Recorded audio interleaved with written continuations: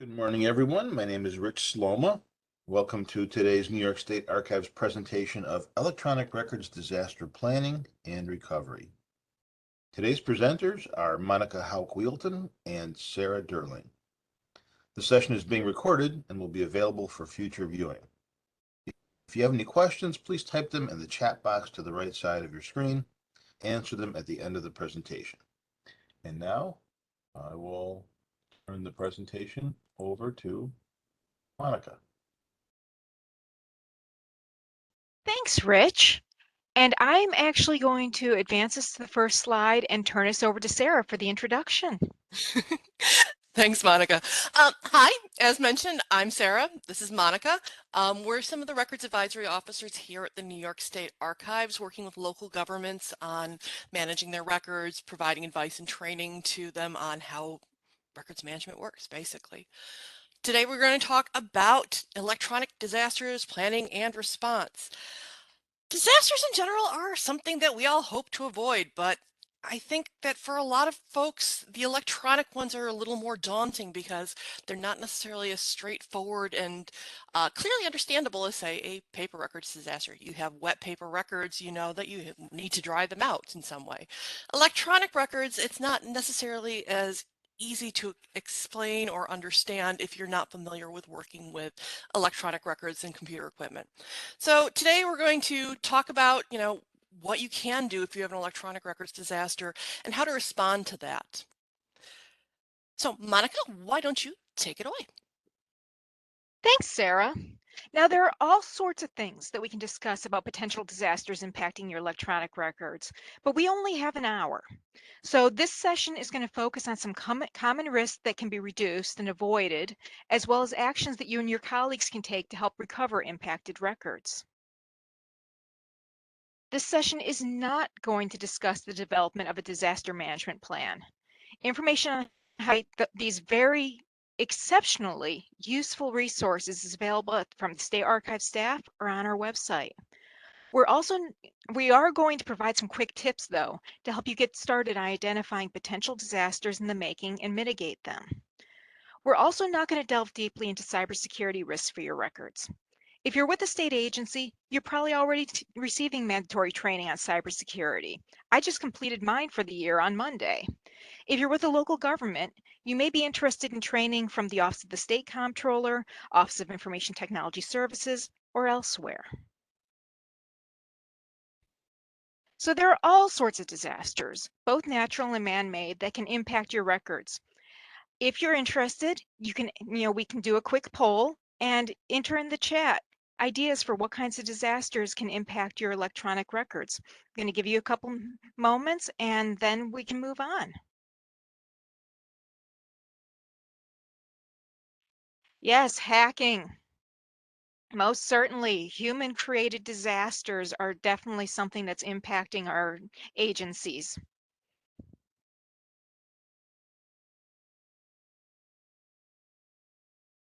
Yep, staff deleting files, another human one. Yep.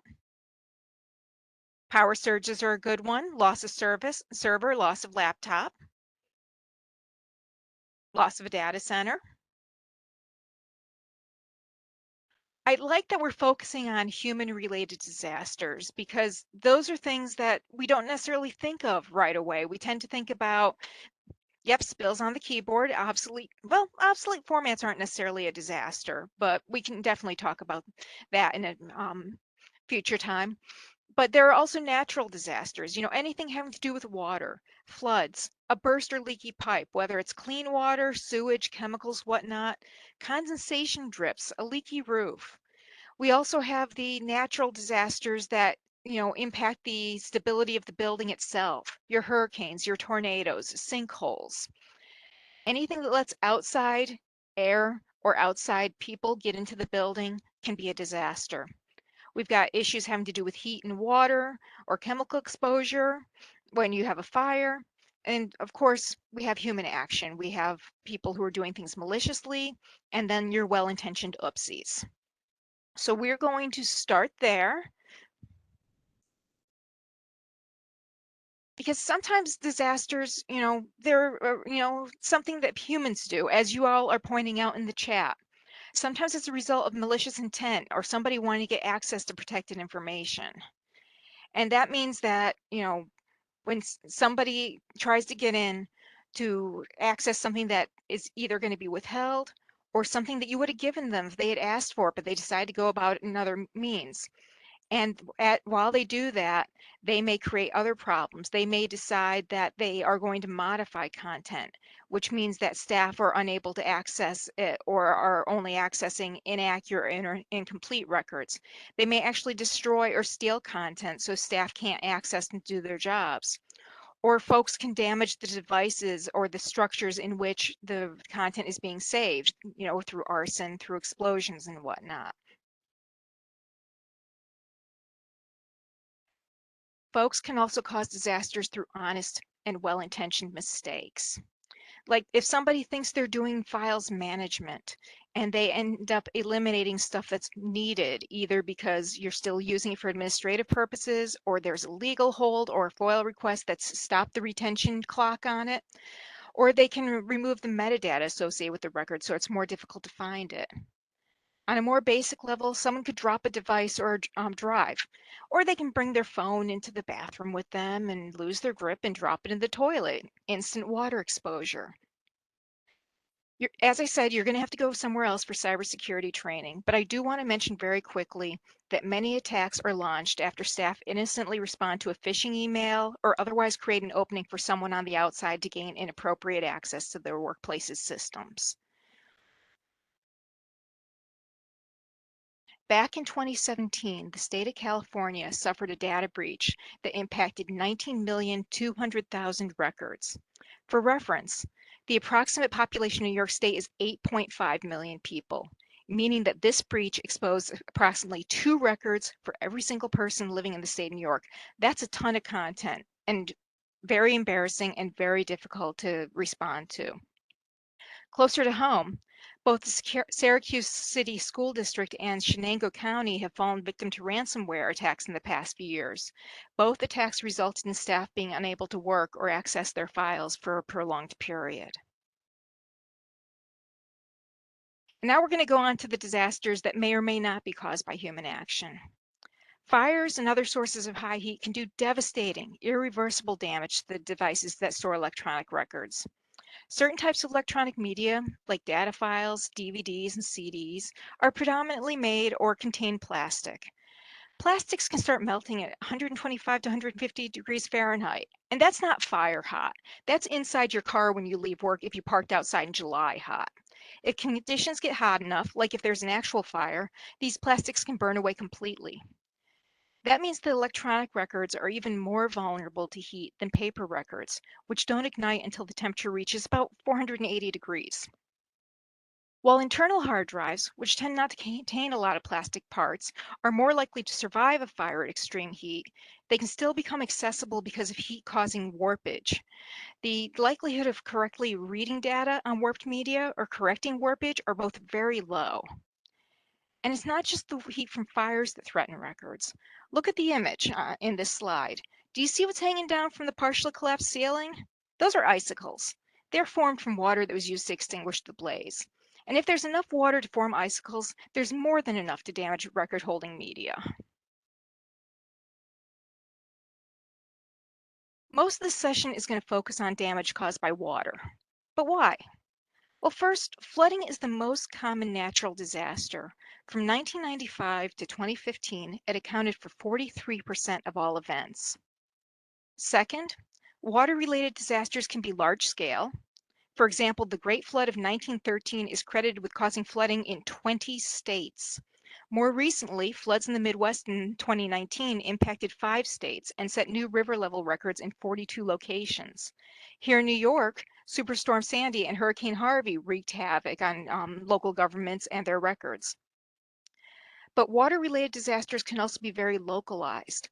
A leaky roof, a burst water pipe, even a colleague who spills their morning coffee can threaten records on devices vulnerable to moisture. Third, even brief exposure to water can damage data stored on electronic media. Part of the reason for this is that water conducts electricity really well. This means that a bit of water in the wrong place can destroy hard drives and other types of magnetic storage media. And what if you don't discover the water infiltration for a few days? Well, then you have to worry about mold, which not only damages media, but can also threaten human health. And it's not just floods large and small. Water can be introduced as a result of other disasters, from fires that are extinguished with it to infiltration as a result of windstorms, tornadoes, hurricanes, ice jams, anything that impacts the structural integrity and the soundness of the roof.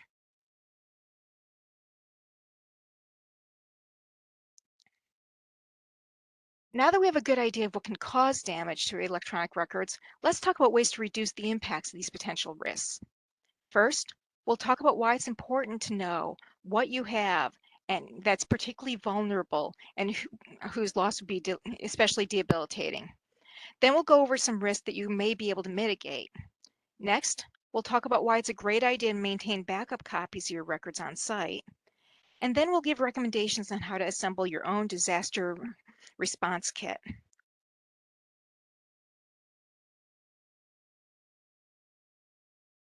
The first thing you're going to want to do is determine which records you have that are most in need of your protection.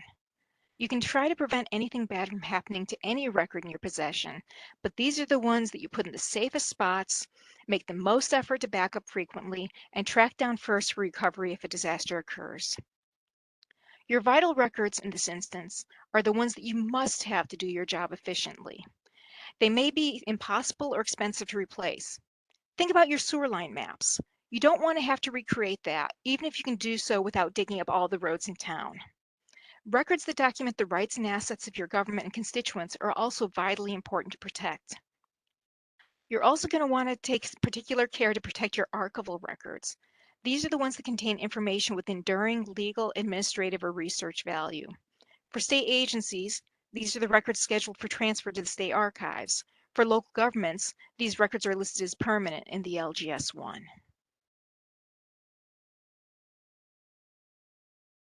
In addition to identifying the records that need an especially high level of protection, you should also consider the types of risks that may impact your organization.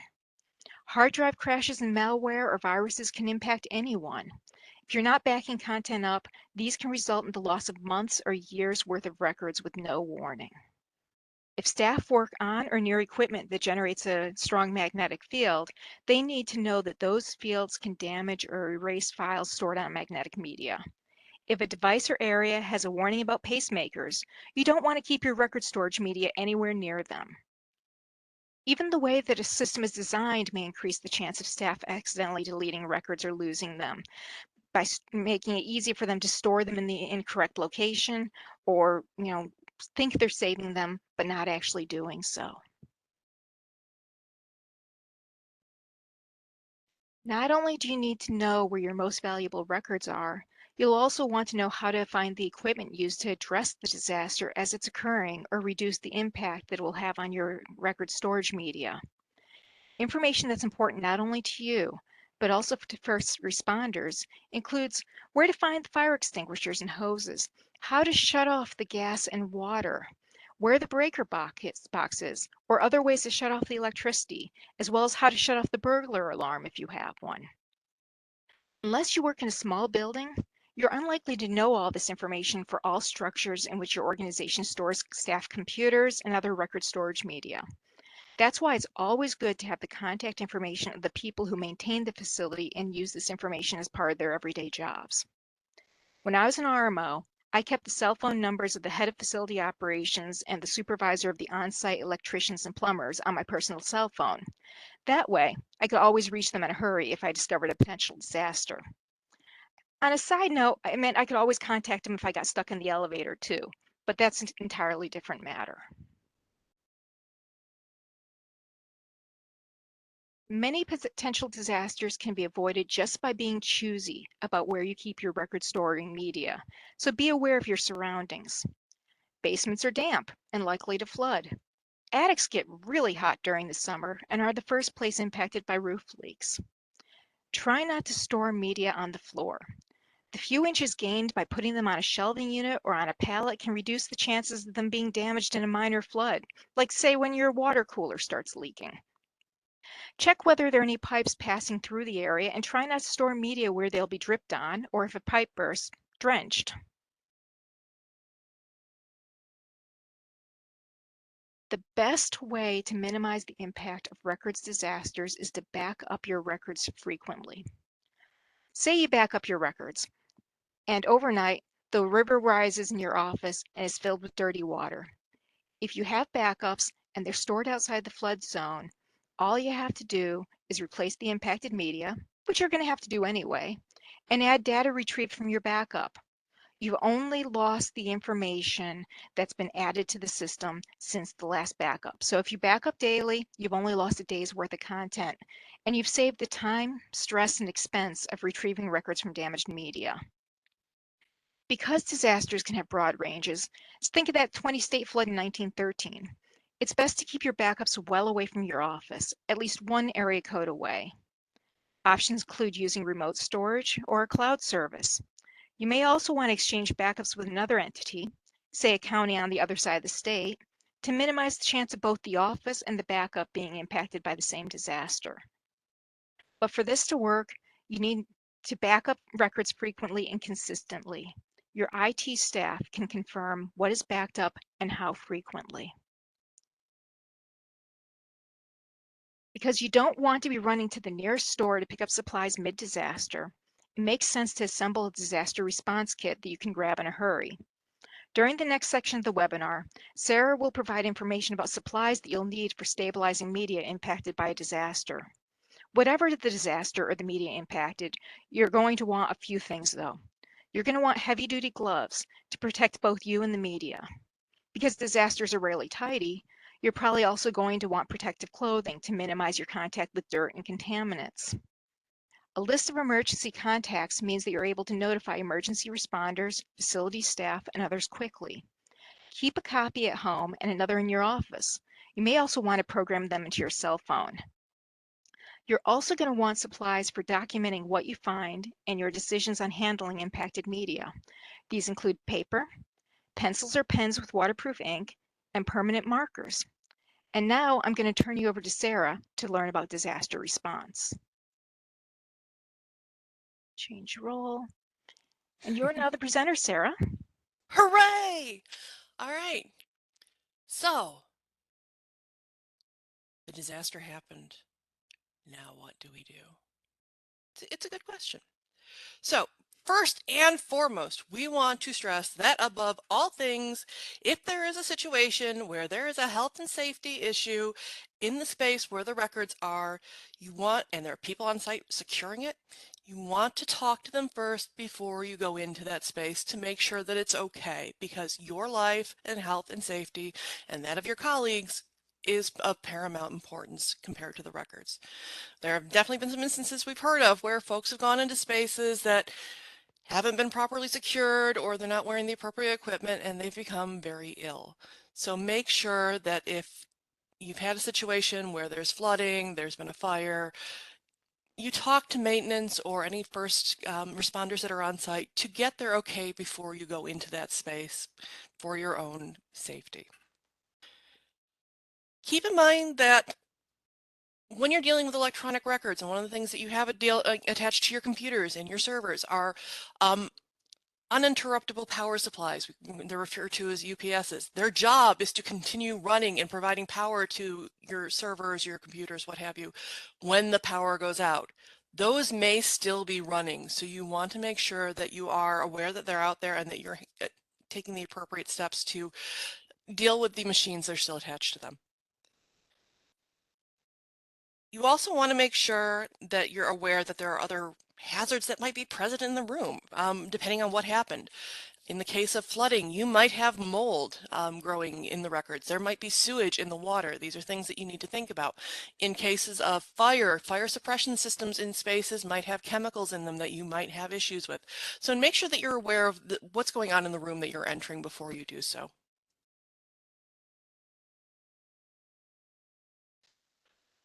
When a disaster response involves electronic records, you're basically working with three distinct phases. So you have your salvage and stabilization phase during the response, which are the quick actions that you're taking to make sure that nothing gets worse before you can actually take some major action. You're stabilizing things, you're making sure that, you know, everything's going to be okay until you really get back into it. The assessment phase, which is determining how you're going to conduct your recovery, is the next one. Ideally, in a perfect world, you have backups of everything that you can just pull all of your records back off of, put them on new machines, and you're good to go. But I think we all acknowledge that, reality is rarely ideal, and that's not necessarily the situation you're going to find yourself in. So you want to make sure that you are considering that. One thing to look at is if the damage is something simple that you can take care of on site, that you or at least within your staff, or if it's something that you're going to have a vendor do. Um, in many cases, because no matter how capable you and your staff are, there are things that are going to be challenging for you. You may end up having to hire a vendor.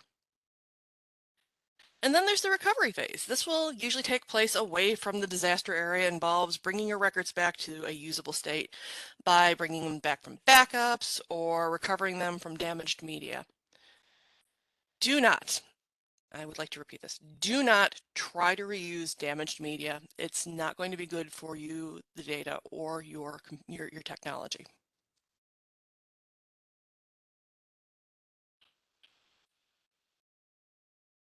When it comes to disaster response supplies, before you start your salvage work, you want to have the proper supplies on hand. First and foremost, protective gear. And you want to make sure that it fits. I have been in situations before because I don't know if you've met me, I am about 6 feet tall. I am not a delicate person.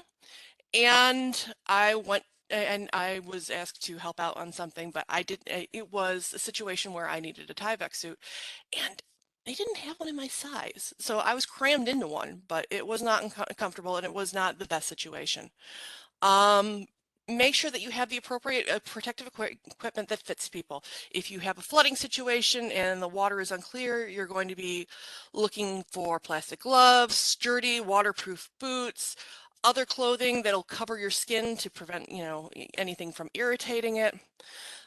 If mold or other biological hazards are present, you will want to have a properly fitted respirator to prevent those from getting into your lungs. Next, you want to have zippered plastic storage bags for packing up your wet portable media. Gallon-sized bags will largely cover this requirement for your portable things because they're usually pretty small. But if we're looking at things like computers and servers, you want those 45-gallon or larger plastic trash bags, and you want them to be fairly sturdy. You do not want them to rip when you put something in them. We all have accidentally bought the trash bags where you put a box in it and a corner just rips out immediately. You don't want those. You want nice, sturdy ones. And you want to make sure that you have appropriate tape, waterproof tape to seal up these bags.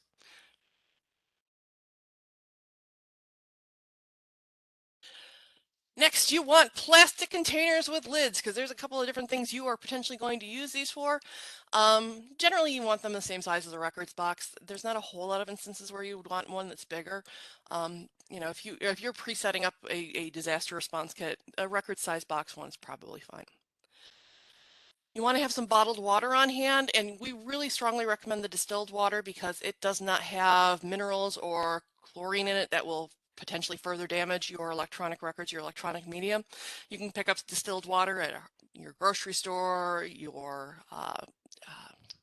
drugstore. It's out there. It's not particularly expensive. If you can have that on hand, that is the ideal. You want to have clean, dry, lint-free cotton cloths. These fancy cloths are either something you can buy from a specialty disaster recovery vendor, or you can go through your house, pull out all of your worn out sheets, towels.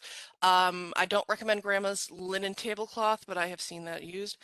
That have not been washed with fabric softener. You want something that's going to be very soft. It's not going to have static associated with it. It's not going to have lint. You just want something nice like that. Old used cotton diapers, those are great for that if you still have them kicking around. And then you also want uncooked white rice or other desiccants because these are going to be things that you're going to want for any small devices that you might need to try to get the water out of.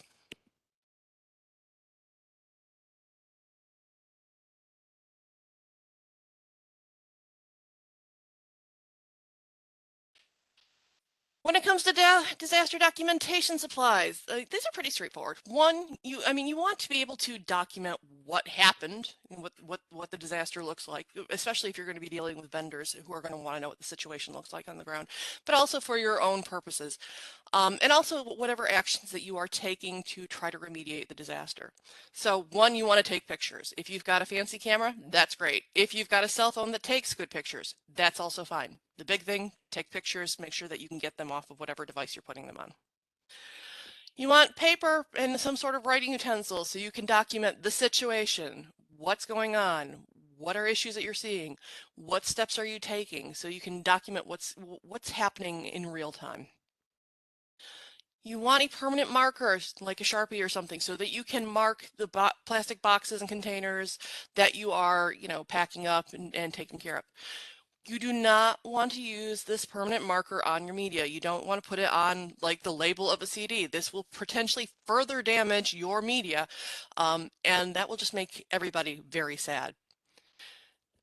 And you want to have those self-adhesive labels or tape, putting a Sharpie on a black garbage bag may not necessarily be the most visible thing in the whole wide world. So slapping a label on it or some tape on it that you can write on so you can identify what's in there is the ideal situation.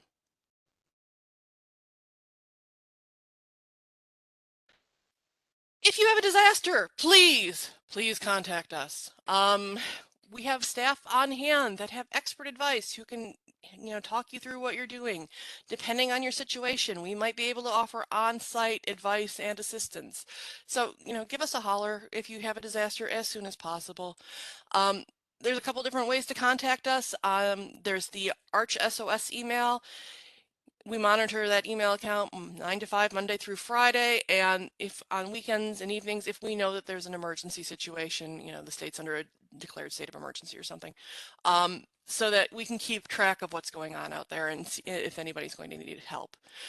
Also, you can call our main archives phone number. It's the one listed there.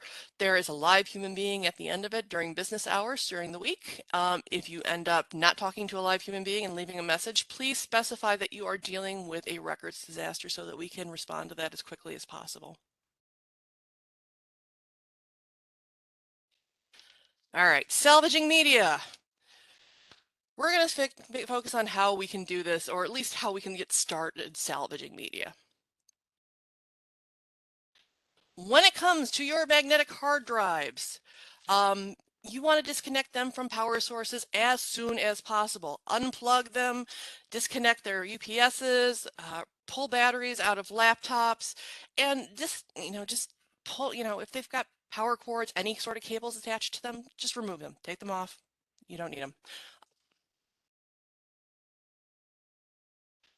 If a hard drive is wet, you want to keep it wet. I know that might feel weird, but it's the best thing for these records. Um, don't rinse it. Don't try to shake the water out of it. I mean, think about it. If you shake it and it's got moving parts in it, you might damage them further. Just put it in a bag and seal it. It's going to be okay. If it is dried already, because that happens sometimes, don't try to re-wet it. Don't rinse it. Just package it up and make a note. Ideally, you want to start recovery for all of these activities within 48 hours, if at all possible, especially if it involves seawater, because seawater is particularly damaging.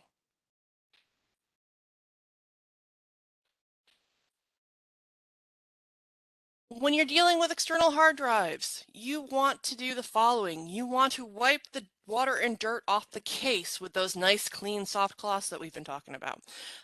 This is going to help make sure that you're not damaging the drive further, at which point bag it and tag it, put it in that plastic bag, zip it up, put a label on it.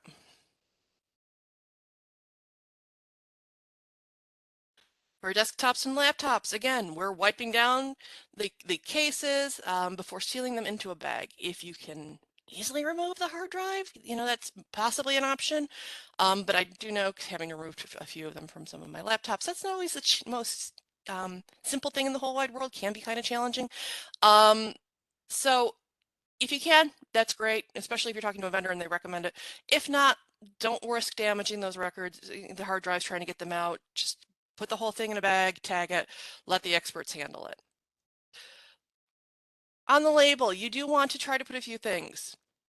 If you can put a serial number down, put a serial number down. A lot of governments will track their technology by serial numbers, usually on a label on them somewhere.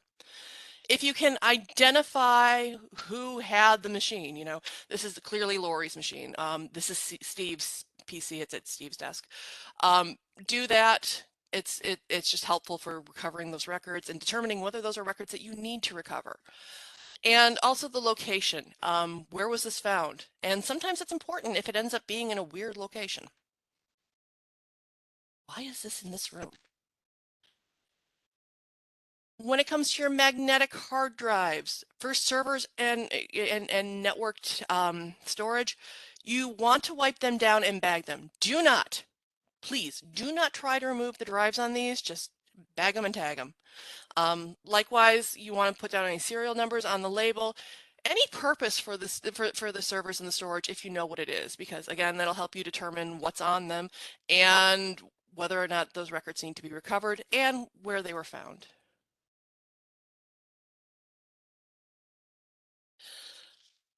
I know we still have a whole bunch of CDs, DVDs, and other kinds of playback discs in offices. And I was sitting here going over this, going, I wonder if anybody still has mini discs floating around out there. Which is neither here nor there, but it's just an interesting thought. If you have these and they are involved in your disaster, one, leave them in their containers until you can deal with them. You know, don't risk getting them disorganized and out of place and further damaged. When you can, rinse them with distilled water and then store them in cool distilled water, like 41 degrees, you know, what the current temperature of upstate right now, until you can actually get into more complicated recovery procedures to get them sorted. You're probably going to want to put these in like a zippered bag if there's just a couple of them with the water, or you know, one of those wonderful plastic containers we were talking about. And again, try to start recovery on these within 48 hours. Tapes, yay! When it comes to tapes, please don't try to remove them from the cartridge or reel. You really do risk damaging them, and everybody will have regrets. If the tapes have dried out, do not rinse them and try to make sure, if you're air drying them, try to ensure that they're completely dry. The thing with these is that, you know, you've got a reel, you've got it on a clean white cloth, and you're poking the outside feels like it's dry, right? But if you try to, you know, remove and take it off the reel, you might see that there's water sandwiched between the tape, and that's just going to risk further damage. So please don't. If tapes are wet, all right, so if they're still wet and they're in a paper sleeve or box, remove them. But if they have labels on them, try to keep those labels in place, because you want to know what you're dealing with when you're trying to recover it. Rinse them with distilled water, and we want to stress that this process should be gentle, because these are kind of fragile in the grand scheme of things. Gently pour water over them or submerge them in some distilled water. Gently, you know, move it from side to side to help dislodge any contaminants. Change the water. Do this twice.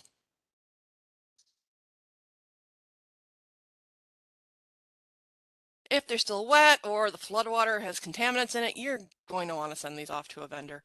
If the floodwater is clean, you can let them air dry and see if that works out for you. All right. So these next instructions are specifically for analog audio and videotapes. You know, the cassette tapes that you used to hold your boombox up to the radio and hope that you got the entirety of the song without any ad or station tag trapped in the middle of it, or VHS tapes, although my folks went with Betamax. So it would still work for Betamax. Again, you want to do this within 48 hours. You want to try to air dry these things. Stand up the case vertically, so on its end, and for the tapes in the cassettes, the empty hub should be on the bottom, so you know how the tape's on a reel and it goes to the other reel. It's the one that doesn't have any tape on it that should be on the bottom. In the case where someone was not kind and did not rewind, you want to try to balance it so the one that has less tape on it is on the bottom. Don't try to rewind the whole thing while it's wet.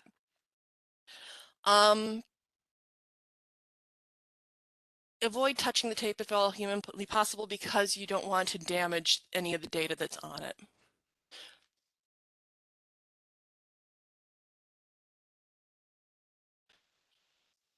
You want to keep the humidity in the space where they are in at 50% or less, and you can use dehumidifiers to try to maintain this.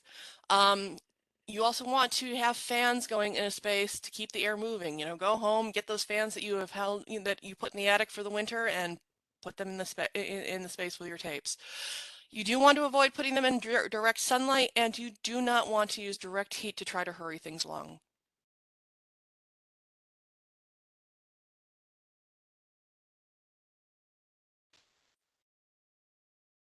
Finally, we have USBs, thumb drives, memory cards that are solid state media. Much like everything else we've talked about, you want to remove the card from the device. You want to wipe it down with that lint-free cloth, and you want to air dry it.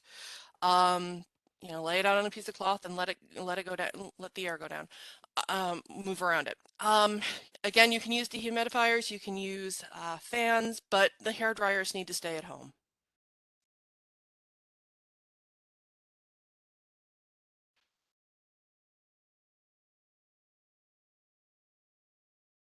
So for things that are like cell phones and tablets, you want to do a couple of things. One, unplug them immediately if they're still plugged in. Two, if you can remove a battery from them, I know that's not necessarily possible on a lot of devices anymore, but if you can, pull out the battery. If you can't, don't try to. Do not rinse them because that's just adding more water to the situation. You do want to try to dry them as soon as possible. There's a couple different methods you can do that. One, put them out in an open space with circulating air on a dry cloth and prop it up so it helps to drain. The other method, which I think a lot of us have heard about before, is the bag dry method. You take a plastic bag, you fill it with uncooked rice and your poor beleaguered cell phone that fell into a puddle of water, and hope that the water, that the rice, the desiccant in there soaks the water out of it. If it's going to be in the bag for more than 2 days, you need to cycle out the rice. And that or at least some tips that'll get you started on recovering your records. Monica, you want to give them some more information? I'd love to. Thanks, Sarah. Although you're going to have to give me rights to this slideshow. I am. So demanding.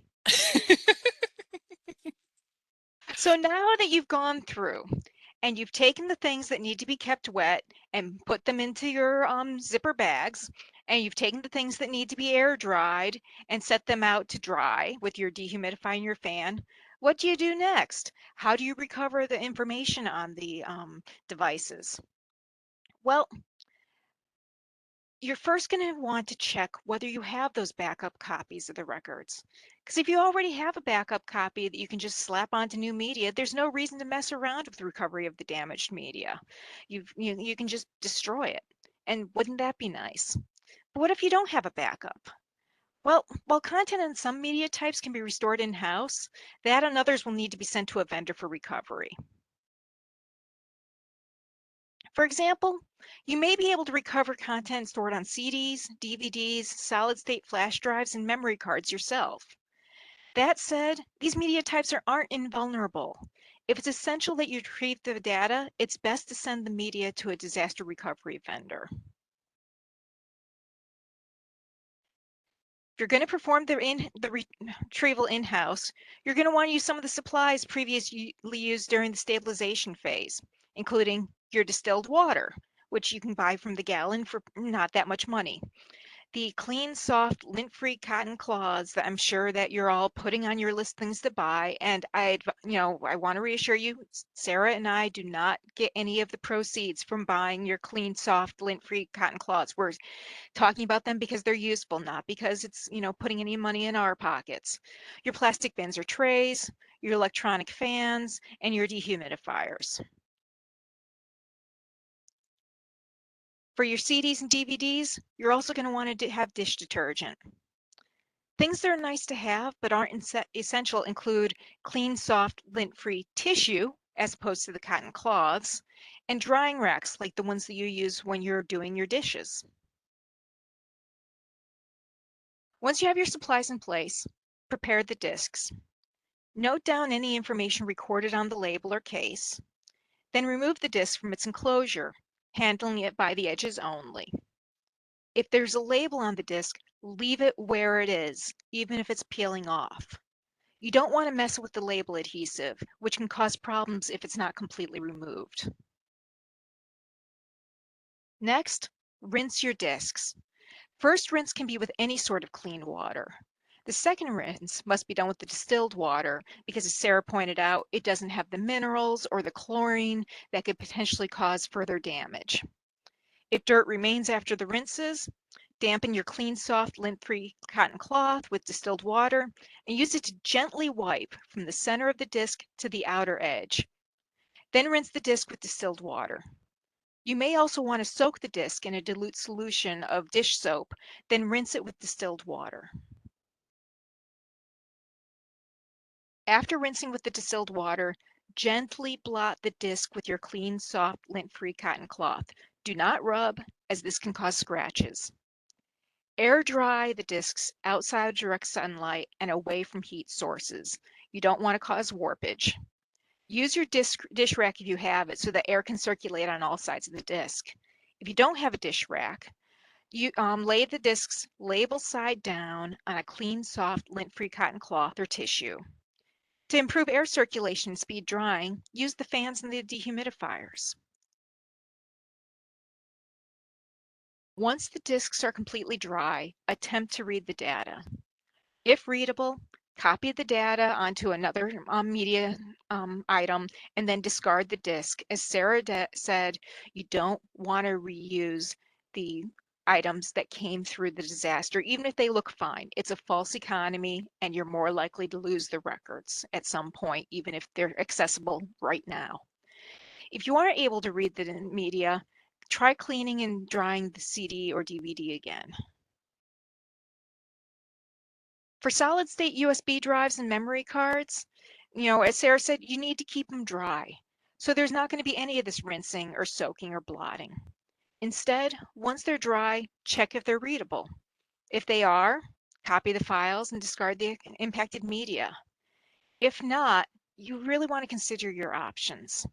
If the records aren't all that important or are fairly easy to recreate, you may just want to discard the media, because retrieving that content is probably going to cost you some money. You may want to start by purchasing commercial software designed to help recover files, but that may or may not help. You may ultimately need to, especially if the records are important, send them to a disaster recovery vendor for retrieval. And now I'm going to turn you back over to Sarah so that she can tell you about working with a vendor.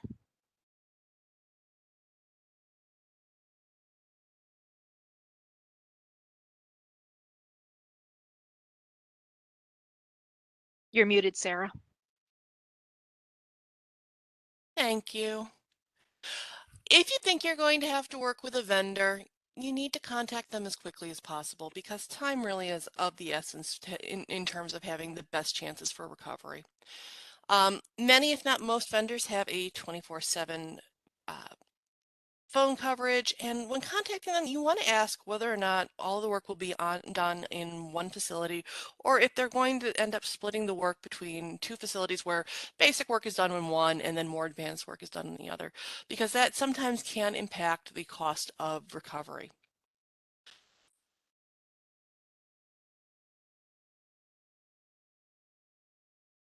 No matter how capable you and your staff are, is an excellent chance that you are going to need help from a vendor, expertise, to do some of the recovery work. It's more than just changing boxes and drawing things out, unfortunately. So you may need an expert, or likely going to need an expert for recovering hard drives, and this can be expensive. So you want to know what you have on those hard drives so that you can evaluate the content of those hard drives versus the cost of recovery.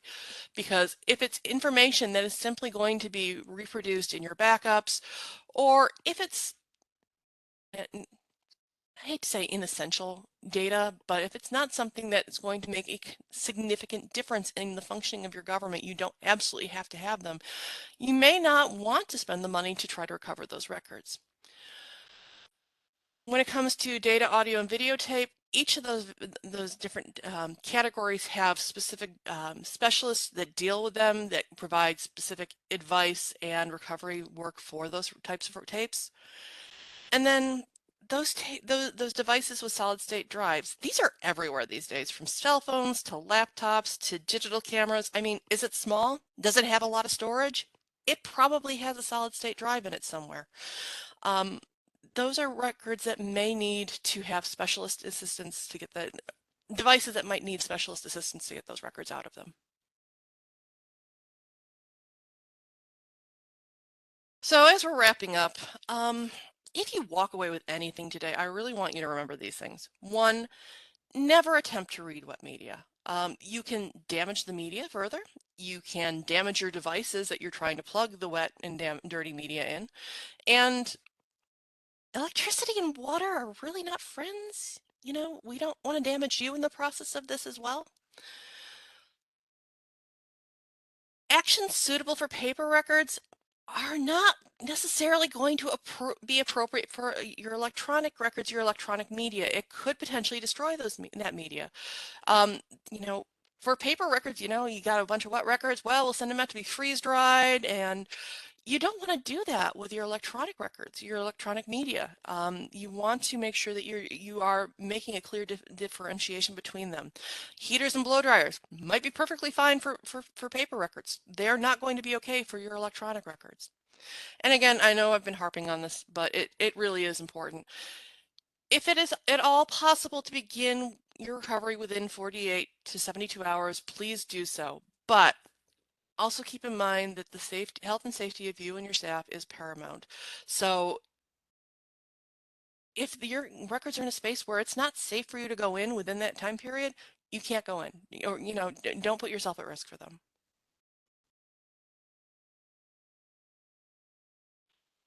We do have some resources available to you. We have a whole section on our website. That's the first link to our disaster recovery pages, which has a whole host of information on how you can, you know, recover from a disaster. You know, review them now before you actually have one. It might be more helpful. And then the second link is to the Northeast Document Conservation Center, and in their disaster assistance pages. They have fantastic advice and really useful information. I absolutely recommend taking a look at them as well.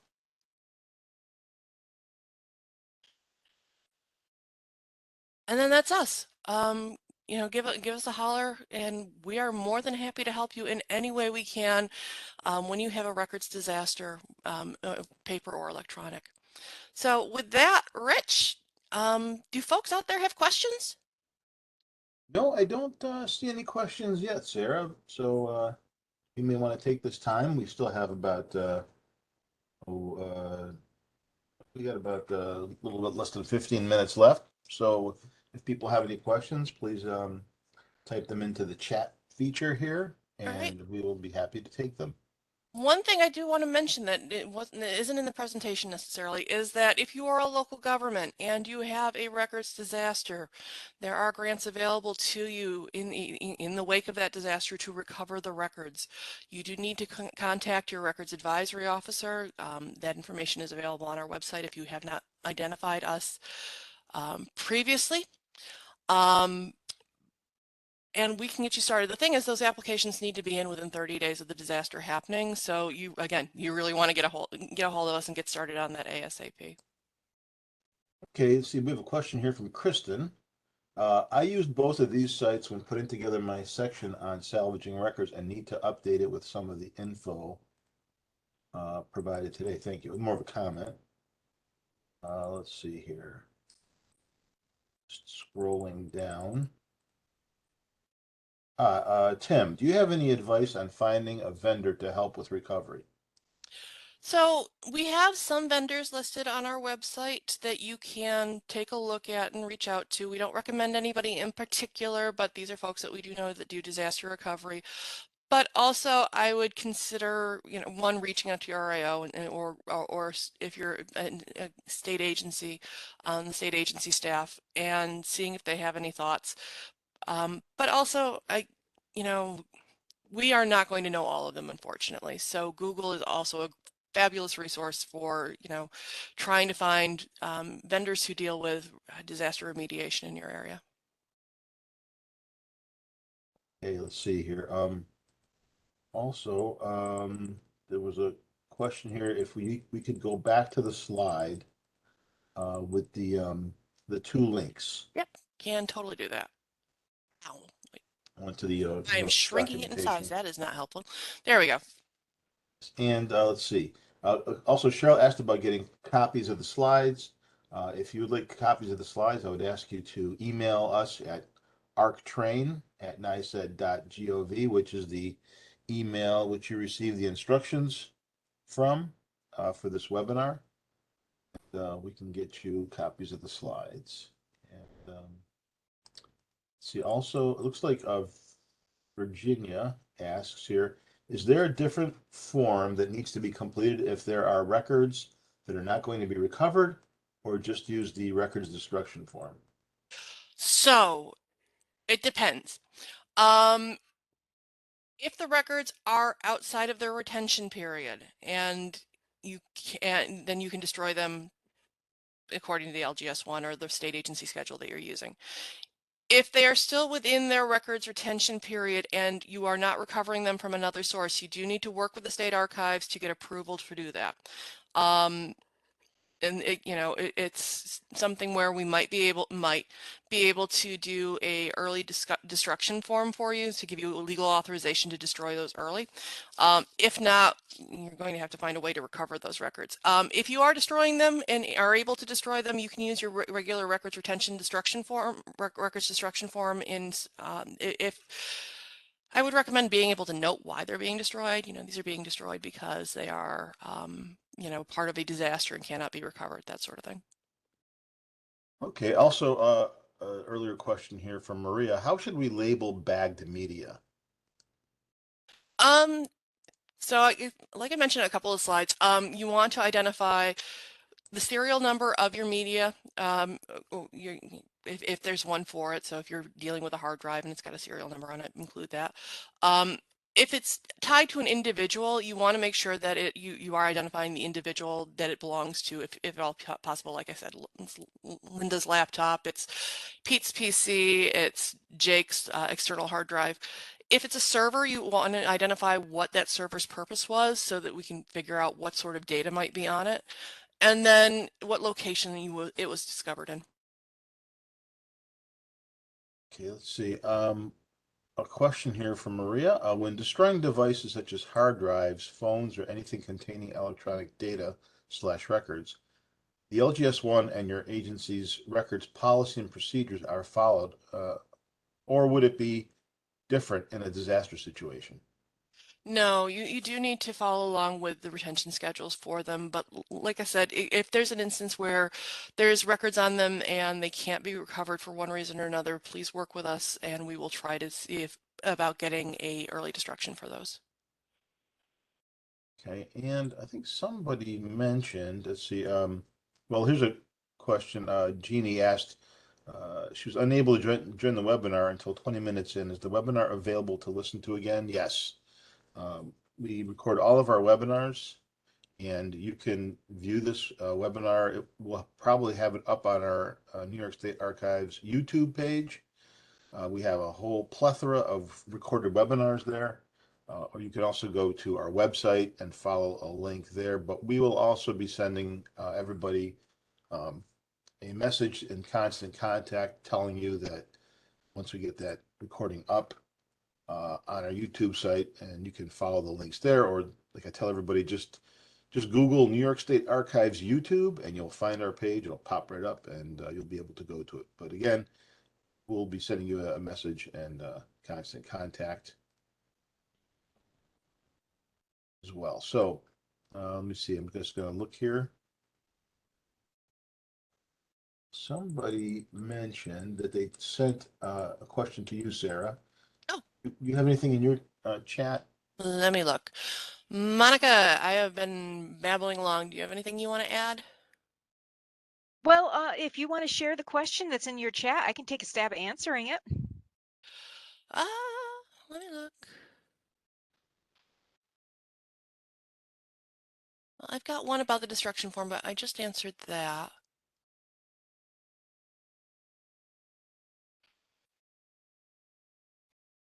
So I'm not necessarily seeing anything else. Okay, then I will reiterate what we've already covered, had some good questions about. In addition to checking whether you have a backup, it does make so much sense to verify whether the records were already past their disposition date. If you don't have a reason to hold on to them for longer, like there is an ongoing administrative need, or you need to amend the disposition date for an agency because it just doesn't make sense for the records that they're used right now, or you have a litigation hold, or a FOIL request, or an audit, or some reason that you need to be holding on to those records past the disposition date, then you can, in many cases, just get rid of them and you don't have to go to the expense and effort of retrieving them. So that is something we should probably add to the slides because it isn't a very important consideration. Mm. Okay, I don't see any additional questions. Got about 3 or 4 minutes left. Anybody has that one last question they wanted to toss at us?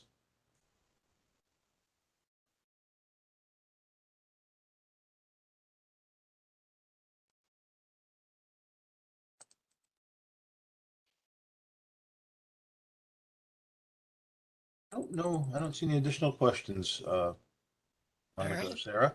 Looks like people get to escape early.